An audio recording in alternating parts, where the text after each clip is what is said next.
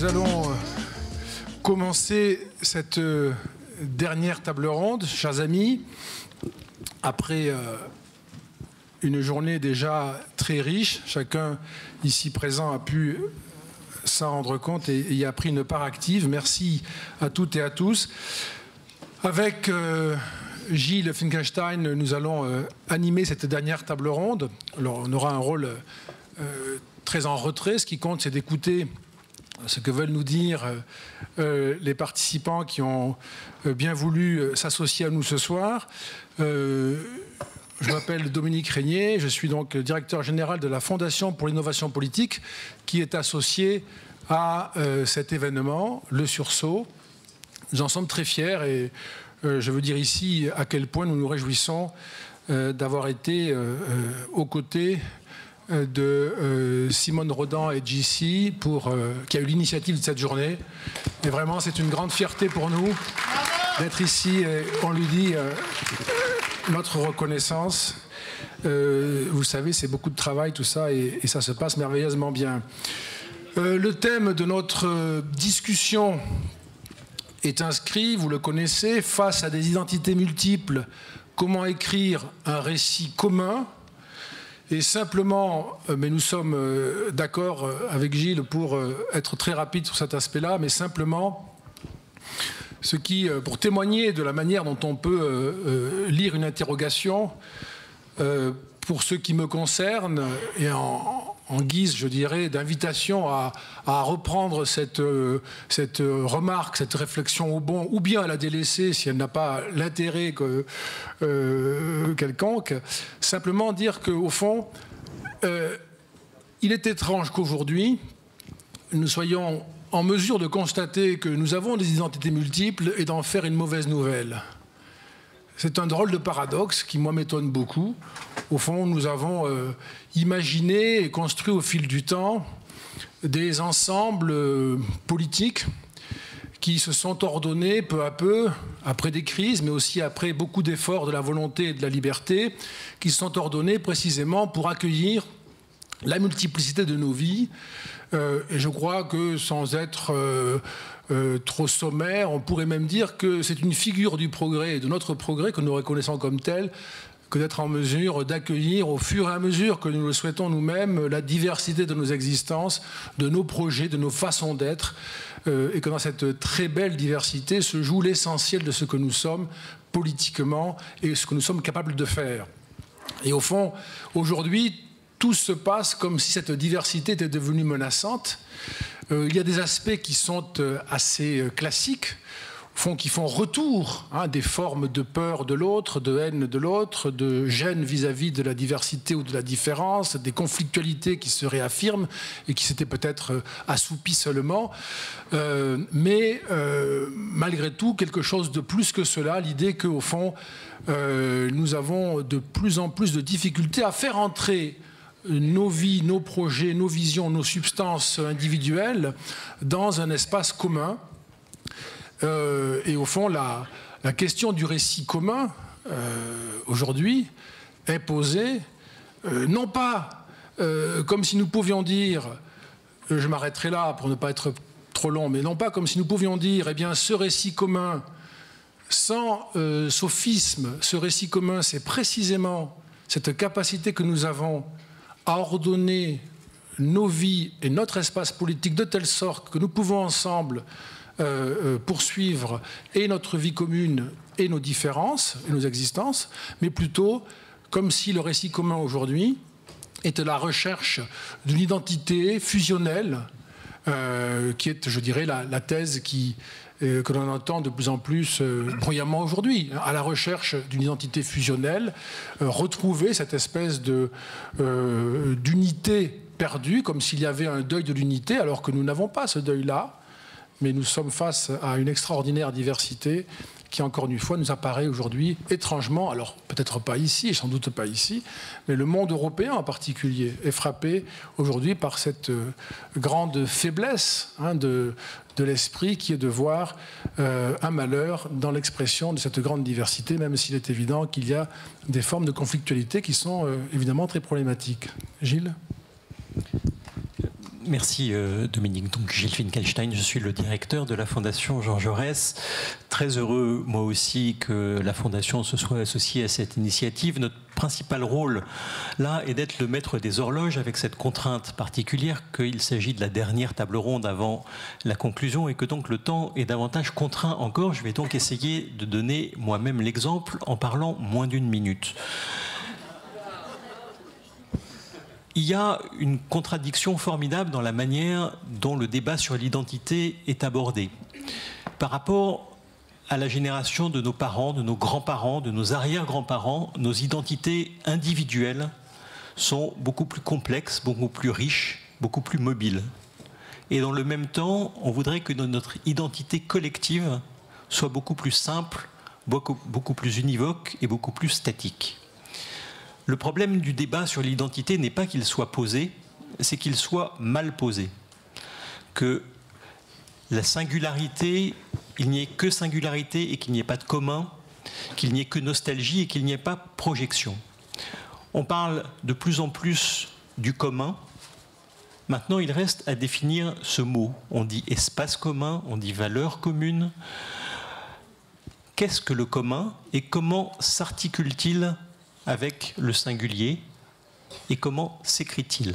Voilà, je crois, la question à la fois très simple et très complexe qui nous est posée, qui vous est posée. Et donc nous avons décidé de procéder de manière très originale puisque nous n'allons pas prendre l'ordre alphabétique mais prendre l'ordre alphabétique inversé. Et donc, pardon. Et donc, alors nous allons, donc, je suis surpris, mais je reprends le micro. Nous allons commencer, cher Dominique Schnapper, nous commençons par vous, si vous le voulez bien. Dominique Schnapper est sociologue, je ne vais pas rappeler tous les ouvrages que vous avez écrits, mais vous avez particulièrement travaillé, dans divers travaux d'ailleurs, sur cette notion de commun et de monde commun. Donc je vous passe la parole tout de suite, pour à peu près 5 minutes, si vous voulez bien. Oui, je vais aller vite. Bon, je vous remercie. Étant passé dans ma vie de la lettre A à la lettre S, j'apprécie qu'on fasse l'ordre alphabétique inverse, parce que j'ai souvent beaucoup perdu à ce passage que, par ailleurs, je n'en regrette pas. Bon, par ailleurs, ayant l'âge d'être votre arrière-grand-mère, je ne suis pas sûre que les identités d'aujourd'hui, de la jeune génération, soient tellement plus complexes que celles des précédentes. Je pense que la complexité des identités ou de l'identité fait partie de la nature humaine, et tant mieux. Alors, c'est un problème qui a, d'une certaine façon, toujours existé. Et puisque tous les hommes sont divers par toutes sortes de caractéristiques, et que pour qu'ils vivent ensemble, il faut qu'ils se racontent une histoire commune. Et jusqu'à présent, cette histoire commune, ça a été l'histoire nationale. C'est-à-dire qu'il y avait un récit national dans lequel des gens de toute espèce d'origine, de toute condition sociale, de toute aspiration, de toute croyance religieuse, se retrouvaient dans un récit commun par lequel ils pouvaient communiquer. Et ce qu'on appelle couramment la nation civique, ce que j'ai aussi appelé la nation civique, a toujours comporté l'idée de transcendance de ces identités particulières, de ces différentes dimensions des identités particulières, mais n'a jamais impliqué soit la disparition, soit leur marginalisation. Alors ce qui est peut-être nouveau, c'est le rapport qu'il y a entre l'expression de ces identités particulières d'un côté et le récit commun de l'autre, et ce qui nous apparaît rétrospectivement dans le passé comme étant une espèce d'équilibre qui était assuré par le récit national. Et évidemment, le danger, c'est le moment où le récit national n'embraye plus, et où donc les récits particuliers, ceux qui sont liés à des identités particulières, prennent le pas sur les aspirations et sur les pratiques de la sphère politique organisée, justifiée, légitimée par ce parti donc par ce récit commun qui est le récit national. Mais comme les individus ne sont jamais purement des citoyens, ne sont pas des abstractions qui se développent dans un espace abstrait qui est celui de l'espace public, c'est pourquoi je pense que les idées d'Habermas sont terriblement déconnectées de la réalité, parce que nous sommes des individus historiques avec nos caractéristiques. Quelquefois, cet équilibre entre le récit commun et l'expression des identités tente à pencher du côté d'identitaire d'une façon qui remet en question le récit commun. C'est ce qu'on appelle dans la vie commune le communautarisme, c'est-à-dire le moment où les identités particulières se mettent à marginaliser ce récit commun par lequel nous pouvons nous entendre tous par-delà nos spécificités. Il faut ajouter, alors, pour compléter cette introduction générale, que ce récit commun a toujours été plutôt national que civique. Il a été national parce qu'il s'est nourri d'une langue commune, d'institutions, de la pratique d'institutions communes, de l'héritage d'une histoire. Nous n'aimons pas tout dans notre histoire. Je n'aime pas plus la Saint-Barthélemy que la Terreur ou que bien des épisodes de l'affaire Dreyfus. Simplement, voilà, c'est notre histoire et nous nous inscrivons dans le prolongement de cette histoire et on peut rester fidèle à sa nation en critiquant ce qu'elle a fait, en critiquant ce qu'elle continue à faire.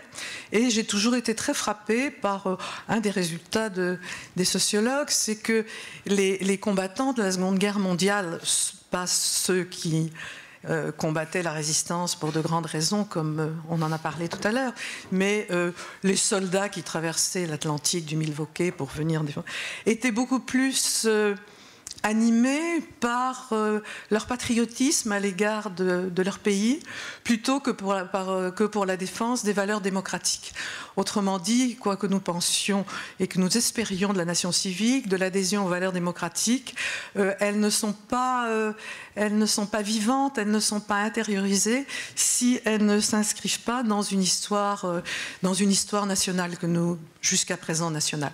Alors, dans l'avenir, nous espérons, ou nous n'excluons en tout cas pas, qu'il puisse y avoir quelque chose comme une citoyenneté européenne. Pour l'instant, je crois qu'elle n'est pas, et je crois qu'il faut toujours penser que la nation, c'est pas le nationalisme, et que c'est par l'intermédiaire du récit commun que fournit une histoire nationale dans laquelle nous nous inscrivons, même avec toutes les critiques qu'il faut lui opposer, dans cette inscription qui puisse au moins transcender ces identités particulières pour certaines desquelles nous sommes très, très fortement engagés et que nous désirons prolonger. D'autres, finalement, qui peuvent être éliminées parce que toutes les traditions et toutes les identités ne sont pas toutes bonnes et il faut les soumettre à notre critique. C'est pas parce qu'elles ont été, c'est pas parce qu'elles sont traditionnelles, c'est pas parce qu'elles sont héritées qu'elles sont bonnes en tant que telles. Merci.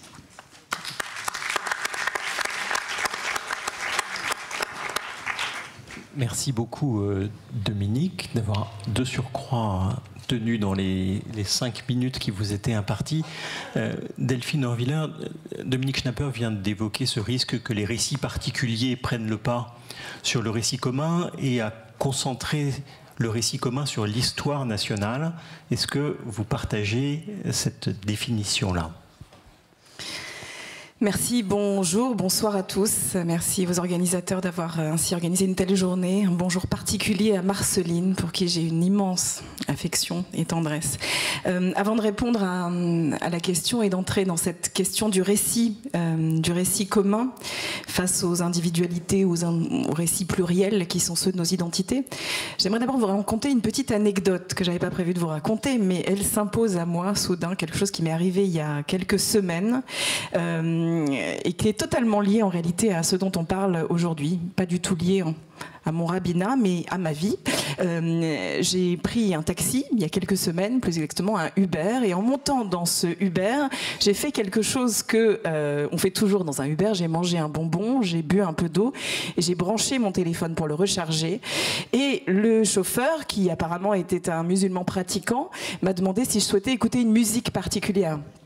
J'ai dit non, peu importe, mettez ce que vous voulez. Et là a débuté une musique en hébreu. J'étais sidérée, je me suis dit, je suis tombée sur le seul chauffeur musulman de Paris qui écoute de la musique israélienne. J'ai trouvé que c'était incroyable, donc je me suis construit dans ma tête, je me suis dit, c'est formidable, ça rompt avec tous les clichés que je peux avoir sur un enfermement de chacun dans son identité, justement, et ce communautarisme dont on parle tant. Une deuxième musique surgit, Noah, la chanteuse israélienne, et là je me dis c'est extraordinaire, donc je me tourne vers le chauffeur en lui disant mais j'adore cette chanson. Et il me dit oui, la mélodie est magnifique, j'aime beaucoup. Voilà. Conversation, je suis scotchée. Troisième musique, Barbara. Là je me dis mais j'adore Barbara, c'est vraiment une de mes chanteuses préférées. Je dis cet homme est sans doute mon âme sœur. Je viens de la rencontrer là, en plus, je ne sais pas si mon mari est dans la salle. Et il m'a fallu 4 chansons pour me rendre compte qu'en branchant mon téléphone, ça avait engagé ma playlist.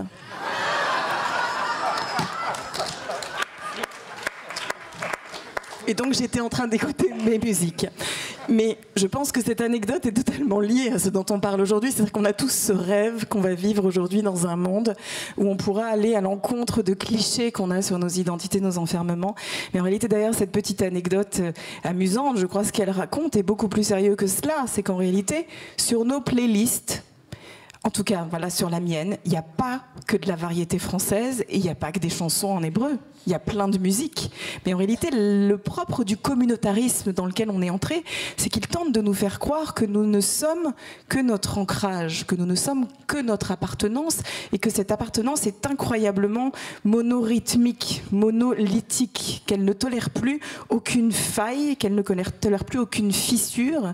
Et voilà cette richesse d'une pluralité. Le propre du communautarisme dans lequel on est, c'est qu'on n'est plus que juif ou musulman ou que quelque chose. Et moi j'ai l'impression que ça fait maintenant des mois et des mois, voire des années, que j'essaie de montrer que je ne suis pas que cela, que je ne suis pas que juive ou même pas que rabbin. Alors maintenant je réenfile peut-être ma casquette rabbinique et je réagrafe ma barbe qui tient mal pour vous parler de ce qu'ont été un peu mes combats et mes pensées de ces derniers mois. Vous savez, on est souvent sollicités, nous leaders religieux, dans le débat, et bien souvent les voix des religieux dans ce débat sur la République, sur la laïcité, consiste à dire faites une place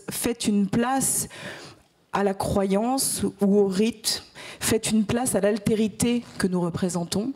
Alors que moi je pense que la question n'est pas là, et c'est pas du tout la question prioritaire. Moi la question qui m'intéresse beaucoup plus, c'est de savoir de quelle manière, au sein des pensées religieuses aujourd'hui, la plupart du temps, on ne fait aucune place à l'autre. C'est-à-dire que c'est formidable de dire à une société faite de la place à l'altérité que nous pouvons représenter, quand bien souvent les discours religieux ne s'engagent absolument pas aujourd'hui dans une réflexion sur les visages et les figures de l'altérité. Or ces visages et ces figures de l'altérité, dans nos pensées religieuses, on les connaît très bien, on peut les nommer. Ça va être le non-croyant, le non-pratiquant, l'apostat, l'homosexuel, le mineur, la femme, et j'aurais dû commencer par elle, parce que le grand autre, c'est elle, bien entendu. Et c'est pas du tout un hasard que toutes nos pensées religieuses aient un problème avec les femmes et avec le féminin, puisqu'elles viennent toujours représenter cette altérité à laquelle on ne peut pas faire de place. Et au-delà de cette altérité, de cette côte d'Adam, c'est-à-dire de cette os de l'histoire qu'elles viennent représenter, eh bien, elles posent la question, bien entendu, de la pureté et de l'impureté. Et je crois qu'aujourd'hui, c'est essentiel d'invalider le discours obsessionnel de la pureté qu'on trouve malheureusement dans tous nos fondamentalismes. C'est d'ailleurs là-dessus qu'ils se rejoignent. Et ce discours obsessionnel de la pureté, il ne sera invalidé que si on fait au sein de nos pensées, dans un dialogue intra-religieux, de la place à toutes nos altérités. Mais au-delà de ça, que si on est capable de percevoir que nos identités elles-mêmes sont impures, sont contaminées, sont fertilisés en permanence. Et c'est là où la question de l'histoire est essentielle dans l'enseignement des religions. Aujourd'hui, je vais vous donner un exemple très simple. Vous parlez du judaïsme, mais on pourrait parler ainsi de la même manière du christianisme et de l'islam. Le judaïsme tel que je le vis aujourd'hui, ou le judaïsme tel qu'il est aujourd'hui, est fondamentalement, incroyablement marqué par sa rencontre avec le monde gréco-romain, avec le monde perse, avec le monde musulman, avec le monde chrétien, aujourd'hui avec le monde de la République. C'est-à-dire qu'il s'est nourri et il a été fertilisé par ces rencontres. Il n'est rien d'autre que si vous me permettez d'utiliser cette phrase, il n'est rien d'autre que ce sang impur qui abreuve son sillon. C'est-à-dire que cette impureté-là est constitutive des identités que nous avons construites, et le nier est à la fois erroné. C'est une fiction historique et c'est incroyablement mortifère. Voilà pourquoi je crois qu'il y a une urgence aujourd'hui à peut-être à penser ces impuretés comme étant constitutives et une fierté de nos identités. Et peut-être que là-dessus, la France, de la même manière qu'elle a une French touch dans le cinéma ou dans la musique, pourrait peut-être envisager une sorte de French touch théologique en travaillant ces questions-là. Merci.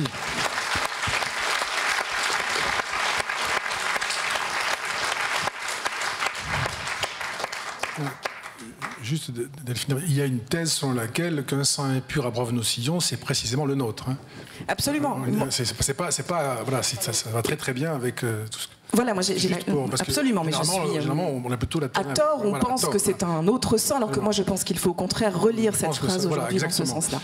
Je passe la parole à Gérald Garuti, qui est auteur et metteur en scène, et auquel je cède le micro tout de suite. Merci Dominique et merci aux organisateurs pour cette journée essentielle. Effectivement, il y a une forme de paradoxe, puisque dans une ère où les discours prolifèrent, tous les petits discours, on se demande où est le grand récit.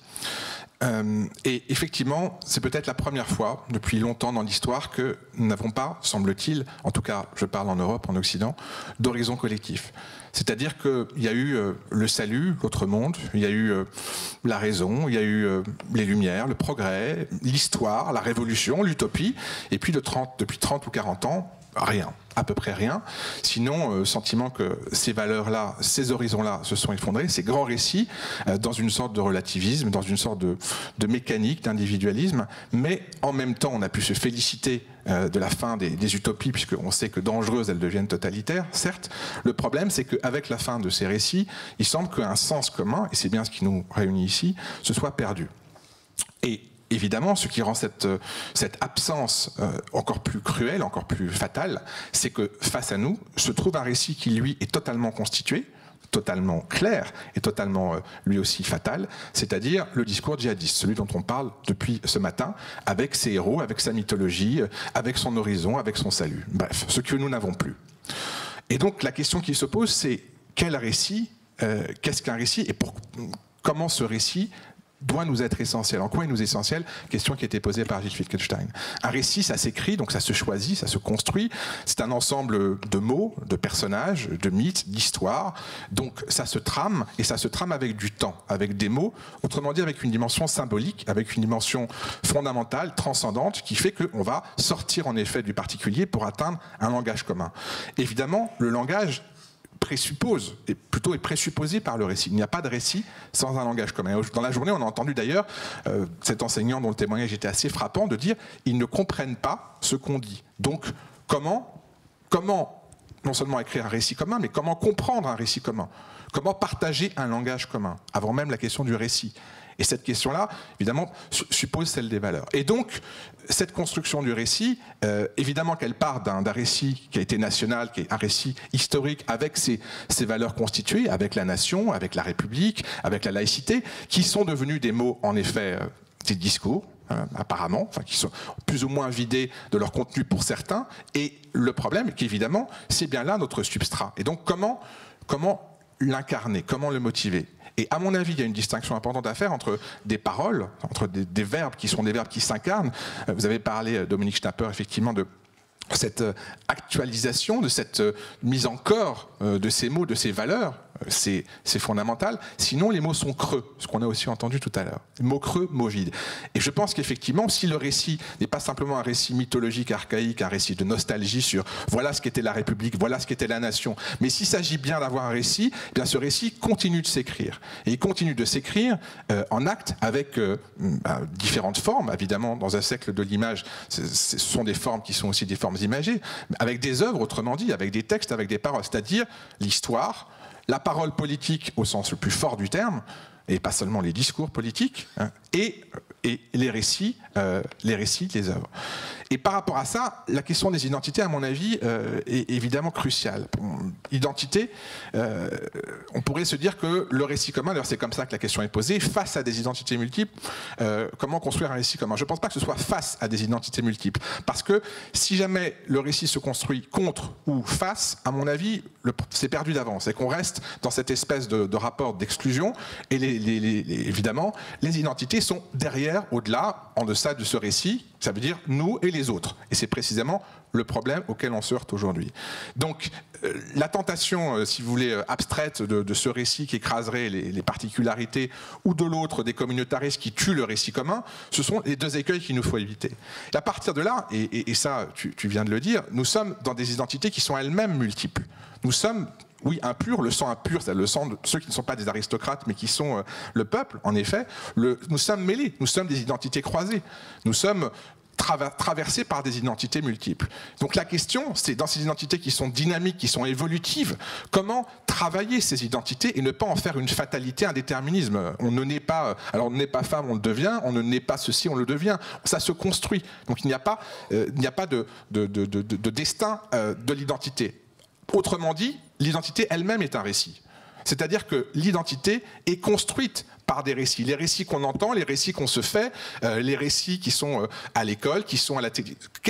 Qu'est-ce qui nous travaille? Par quoi je suis parlé? Qu'est-ce qui me fait dans mon récit? Comment je peux croiser des récits? Comment je peux choisir mon récit et ne pas le subir? Et subir, par exemple, un récit djihadiste une fois que j'aurais perdu tous les autres récits ou je me serais senti hors du récit commun. Et donc, cette question du récit qui travaille l'identité, c'est pour moi la condition du récit commun. C'est-à-dire qu'à partir de là, le récit va se construire avec ces identités-là, ces identités multiples. Évidemment, le problème, c'est les identités qui refusent le commun. Et c'est bien le cas limite, c'est que là, à un moment donné, on ne peut pas raisonner, c'est ce que vous disiez, Dominique Schnapper, les identités qui sont exclues, enfin qui ne veulent pas ce commun. Et donc s'il y a ce refus du commun-là, je pense qu'il faut nommer son ennemi, ça a été dit aussi aujourd'hui, dire voilà, ces identités sont hors de notre récit commun. Mais il me semble donc, et pour conclure et tenir dans les 5 minutes, il me semble donc que ce récit commun, eh bien, il est en train de se construire ici. C'est-à-dire que ce type de parole, ce type d'échange fondé, réfléchi avec des artistes, des philosophes, des intellectuels, la société civile, avec tout le monde, c'est exactement à mon sens ce qui permet d'écrire ce récit. Et l'écrire avec, ça a été dit aussi, une culture dont nous pouvons porter et faire résonner le sens, puisque c'est bien de ça qu'il s'agit, c'est-à-dire comment on peut construire ce sens collectif. Merci.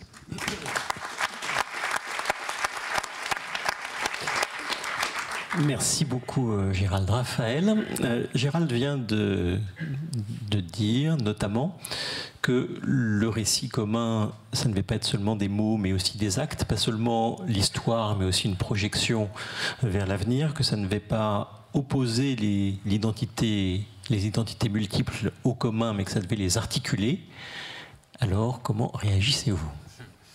Je crois qu'en amont d'un récit commun ou de la construction d'un récit commun, il faut s'interroger sur les conditions de possibilité d'un discours commun. Et les conditions de possibilité d'un discours commun, c'est paradoxalement la récusation de l'unanimité. On est dans un discours commun quand on est dans un discours qui accepte de penser contre lui-même et qui récuse l'unanimité comme un danger. L'unanimité étant le propre du communautarisme, c'est-à-dire de la valorisation comme telle d'une appartenance quelconque, quelle qu'elle soit. Cette valorisation stérile est stérile précisément parce qu'elle tend à l'unanimité.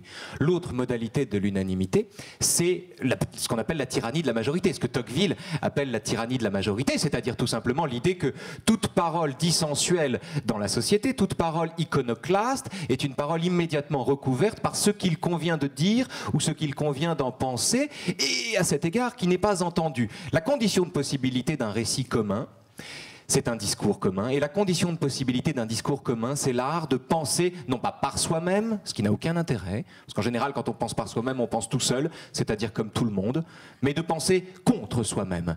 Et il y a, de ce point de vue, je voudrais donner juste 2 exemples dans l'histoire des idées, 2 exemples canoniques. Le premier, c'est Montaigne. Montaigne, dans les Essais, théorise ce qu'il appelle l'art de la conversation. Or, l'art de la conversation, l'art de conférer, chez Montaigne, repose sur un talent tout à fait particulier qui consiste à se sentir plus fier de la victoire qu'on remporte sur soi-même quand on s'incline devant les arguments de son adversaire que de la victoire qu'on remporte sur lui à cause de sa faiblesse. Imaginez un instant que les hommes politiques, il y en a un qui arrive bientôt, pratiquent cela. C'est-à-dire que dans un débat, l'un dit à l'autre « Ah, monsieur Valls, c'est vous qui avez raison ». Et l'autre répond « Ah non, monsieur Sarkozy, c'est vous qui avez raison ». Je veux dire, on voterait des deux mains pour des hommes politiques assez forts pour penser contre eux-mêmes. C'est-à-dire pour des hommes politiques assez stables, assez consistants, pour être capables de reconnaître à l'autre qu'ils ont raison. Le problème, c'est qu'un débat politique en démocratie, et c'est aussi la loi du genre, un débat politique en démocratie produit fatalement le désir non pas d'employer la raison, mais d'avoir raison de l'autre. Ce qui, du coup, prenant les atours de la raison, débouche sur des malentendus infinis. On a des gens qui prétendent s'affronter à coups d'arguments, alors qu'en réalité, ils n'ont pas changé d'opinion. Aucune communauté ne résulte de la juxtaposition des opinions. Le deuxième exemple qui me vient à l'esprit, c'est Raymond Aron, cher Dominique, parce que le travail que faisait Raymond Aron sur la gauche et la gauche marxiste dans les années 50, pendant les années de plomb, était un travail qui visait uniquement à nouer un dialogue, et c'est un dialogue que le camp d'en face lui a refusé. Et c'est le refus de ce dialogue, c'est l'impossibilité de discuter avec celui qu'on a préféré enfermer dans l'idée qu'on s'en faisait, qui est à l'origine de dissensions profondes et dont la gauche d'aujourd'hui d'ailleurs fait encore les frais. Mais ça, c'est pour l'anecdote. Et enfin, le dernier point, c'est, juste pour vous donner un exemple et pour être aussi bref que mes camarades, le dernier exemple que je voudrais prendre, c'est évidemment le plus triste d'entre eux. En 2006-2007, enfin quand Charlie Hebdo a eu le courage de publier les caricatures du Jyllands-Posten, des tas de bons esprits bien pondérés, bien sages ont dit « La liberté d'expression, c'est sacré, mais le respect, attention, le respect ». Et ce discours de sagesse dont Tocqueville aurait dit que c'est le discours d'une volonté exténuée qui prétend faire cohabiter des principes contradictoires. Ce discours de fausse sagesse, ce discours de pondération, ce discours de pusillanimité maquillé en pondération est à l'origine de tragédie. Est à l'origine de tragédie parce qu'il préserve les dissensions qu'il refuse d'explorer, qu'il refuse d'examiner. Et puis, l'argument selon lequel on ne jette pas de l'huile sur le feu en ce moment est un argument tout simplement monstrueux. Quand la société sera-t-elle suffisamment pacifiée pour qu'on puisse se moquer pacifiquement les uns des autres? Celui qui dit « il ne faut pas jeter de l'huile sur le feu en ce moment » laisse entendre qu'il ne faudra jamais le faire. Toute personne qui ancre son propos sur le moment est une personne qui à cet égard se fourvoie. Bref, moi, il me semble que la condition de possibilité, véritablement, je crois, d'un discours commun, c'est de protéger d'abord l'opinion qu'on n'a pas et convertir sa propre opinion en argument et donner par là même à l'autre la chance de nous contredire et de l'emporter sur soi. Il n'y a pas de communauté à l'intérieur de laquelle... Il n'y a pas de communauté possible là où l'on ne peut pas s'engueuler. Et quand les gens disent « il faut raison garder », ils entendent en général « mettez sous le boisseau les sujets qui fâchent hein. Laissez de côté les sujets qui fâchent. Ne parlons pas des sujets qui fâchent. Or, raison garder, ça ne veut pas dire ça. Raison garder, ça veut dire être le gardien de la raison. Et être le gardien de la raison, c'est exposer ses propres certitudes, ses propres convictions au feu d'arguments qui ne sont pas les siens. Et sans cela, il n'y a pas de communauté. Merci.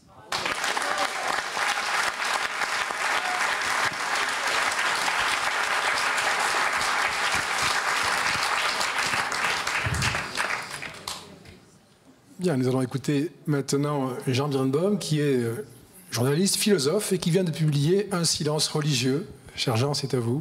Oui, merci. J'aurais dû me battre au début, ça devait être par ordre alphabétique. J'ai pas osé, j'ai dit mais non, honneur le talent d'abord, les dames d'abord aussi. Évidemment, passer après Raphaël, c'est toujours... il faut une sorte de sursaut d'orgueil. Écoutez, pour aller vite, moi aussi... Je voudrais parler parce que c'est un des sujets du jour quand même, le djihadisme. Le djihadisme, il propose du commun. C'est un discours commun, d'ailleurs Gérald l'a dit. On voit souvent le djihadisme comme une sorte de revendication particulariste, comme face à quelque chose qui serait universel. Mais non, le djihadisme face à la République, par exemple, c'est le choc de deux universalismes. Et le djihadisme fabrique beaucoup de communs. Il est peut-être même aujourd'hui le seul commun, effectivement, qui aimante assez les identités pour qu'elles aient envie de se dissoudre, de s'éclater dedans. Vous savez, moi, dans le livre que vous avez cité, j'ai un chapitre qu'on m'a reproché où je compare les brigadistes, les jeunes hommes qui partaient en Espagne dans les années 30, et les djihadistes qui partent aujourd'hui en Syrie. Et le but est de montrer les points communs pour exhiber les différences qui sont évidemment tout à fait radicales dans le rapport à la vie, à la mort, à la politique, à l'histoire. Mais il y a des points communs. Et notamment, il y a des courriers. Quand on regarde, moi j'ai pas d'anecdote sur les taxis, mais quand on regarde, il y a des courriers, par exemple, qui montrent une fraternité supérieure. Aujourd'hui, on a des courriers de jeunes djihadistes qui expliquent à leurs frères, qui leur disent « mais reviens en France, qu'est-ce que tu fous là-bas, c'est très dangereux ». Ils disent « mais non, moi maintenant, tu n'es plus vraiment mon frère, tu es mon frère biologique, moi j'appartiens à une fraternité supérieure qui est la fraternité de l'entraide des musulmans, l'entraide mondiale des musulmans ». Et puis dans les années 30, il y avait exactement la même chose. On a des lettres de jeunes ouvriers qui étaient partis voler au secours de leurs frères socialistes, libertaires ou autres en Espagne, et à qui leurs frères biologiques envoient des lettres en disant « mais qu'est-ce que tu fous? Tu risques vraiment des choses très très dures, tu vas mourir là-bas, ça n'a pas de sens ». Et ils disent « mais si, la fraternité dans laquelle je m'inscris aujourd'hui, c'est une fraternité supérieure à la fraternité que tu me rappelles, que tu me proposes, cette fraternité biologique ». Donc c'est en fait, ce que je veux dire par là, c'est que oui, à un moment donné, pour fabriquer du commun, un commun qui permet aux uns et aux autres de transcender leur identité, de ne pas se raccrocher toujours à une origine qui est elle-même toujours toute une histoire et toujours aussi un peu fantasmée, eh bien il faut un commun qui est porté par une espérance et qui vient tendre la temporalité vers quelque chose qui est un au-delà. J'en parlais tout à l'heure cet après-midi, un au-delà du monde présent, un au-delà du monde tel qu'il est, de ses injustices, de ses guerres, de ses contradictions. Or, aujourd'hui, le seul au-delà pour lequel des milliers de jeunes sont prêts à mourir, mais surtout le seul au-delà qui permet à beaucoup d'identités très multiples, c'est pas tous, vous savez, pas tous des déshérités, pas tous des immigrés, non, c'est des gens de tout profil qui viennent tous tendre vers un horizon commun. Et oui, il y a un discours commun qui aimante des milliers de jeunes à travers le monde et notamment en France. Alors ce récit commun qui autrefois pouvait permettre ça, effectivement, Gérald Garotti l'a dit aussi, c'était le récit, alors on a parlé du récit national, il y avait le récit internationaliste. Moi j'appartiens à une génération qui a été un peu traumatisée par les mots de François Furet, qui aimait bien Raymond Aron. François Furet qui a dit, nous voilà, après la chute du mur de Berlin, il a dit, nous voilà désormais condamnés à vivre dans le monde où nous vivons. C'est-à-dire il n'y a plus d'alternative possible au monde tel qu'il est. Et bien c'était la fin d'un récit. En tout cas c'était la fin d'un récit dans lequel beaucoup de gens s'étaient inscrits et qui faisait que la gauche pendant très longtemps a roulé les mécaniques. La gauche était convaincue d'avoir les clés de l'histoire, de savoir où allait l'histoire, et ça lui permettait, mais ça c'est un autre chapitre, de fermer les yeux sur, par exemple, la dimension islamique du programme du FLN en Algérie, sur la révolution iranienne et sa dimension aussi anti-impérialiste, mais aussi islamiste, évidemment. Ça lui permettait de fermer les yeux là-dessus parce qu'elle était persuadée, la gauche, qu'en dernière instance, comme on disait, eh bien, ces gens, les opprimés, après un long détour par des illusions que le progrès allait diluer, eh bien, finiraient par se rallier, voilà, au grand récit commun, oui, de la gauche qui est dans le vrai. Et c'est Sartre qui disait le progrès, je ne sais plus la station, le progrès, voilà, ce long chemin ardu qui mène jusqu'à moi. Voilà. Mais la gauche, très longtemps, ça a été ça. Eh bien, aujourd'hui, le problème, c'est que, et je terminerai par là, quand on veut faire face au djihadisme, parce que c'est l'un des sujets d'aujourd'hui, du jour, du sursaut, eh bien, quand on veut lui faire face en rappelant juste l'idéal républicain, on galère un peu, parce que le djihadisme, c'est une idéologie effectivement mondiale, qui aimante mondialement. Et quand on convoque le pauvre maire de Molenbeek en lui disant « mais vous n'avez rien vu, mais comment c'est possible dans votre quartier ?» alors que les gens qui tuent à Molenbeek ou qui sont issus de Molenbeek le font avec les mêmes gestes, les mêmes mots, une communauté de gestes et de textes qui est la même donc au Kenya ou à Paris, on se plante un peu. Le récit national, le grand récit national, ne permet pas de faire face à la menace djihadiste. La menace djihadiste, le discours commun du djihadisme est un discours, et le seul discours commun aujourd'hui, qui non seulement aimante beaucoup de jeunes, mais qui défie le grand discours du capitalisme globalisé, et qui le défie violemment et dans le sang.